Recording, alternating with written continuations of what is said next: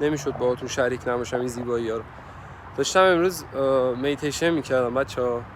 من به شخصه کسی بودم که میگم اصلا باور نداشتم، اصلا این چند وقت یه اتفاقات عجیب و غریبی داره برام رخ میده که خب همون جوری که به شما میگم همیشه سعی کردم خودم اول اجرا کنم، اول فیدبک بگیرم، بعد بیام اینجوری دوربین بگیرم جلو خودم ضبط کنم، از این که بخوام فقط یه دوربینی گرفته باشم، یه سری سابسکرایب بگیرم، یه سری ویو الکی بگیرم. آقا اینا تا یه جایی جواب میده. اینا من قصد میگم برای اونایی که دارن این کارو میکنن، اینا تا یه جایی جواب میده، از یه جایی به بعد چیزی برای ارائه نداری. اوکی؟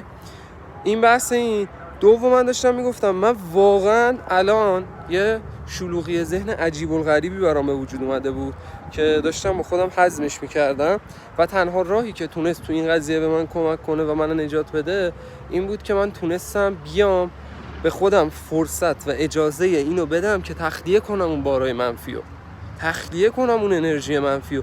دلیلی نداره تو انرژی منفی پیش خودت نگه داری. ببین، به خودم اجازه میدم اگر وقت هدر میدم اشکال نداره، درست وقت هدر میدم، اینو یاد گرفتم. اگر اشتباهی میکنم میدونم ایرادی نداره، میدونم یه اشتباهی بوده انجام دادم، نمیتونم غصه‌شو بخورم و تمام این حرفا رو زدم که بهت بگم ببین تو خودت انتخاب میکنی که نگه داری انرژی منفی رو پیش خودت یا نگه نداری. اوکی؟ یادتونه تو ویدیو قبلی گفتم تو میتونی بین 1000 تا ایراد یه دونه خوبی پیدا کنی، اون یه دونه خوبی رو بچسبی، یا میتونی بین 1000 تا خوبی یه دونه ایراد پیدا کنی، اون یه دونه ایراد رو بچسبی.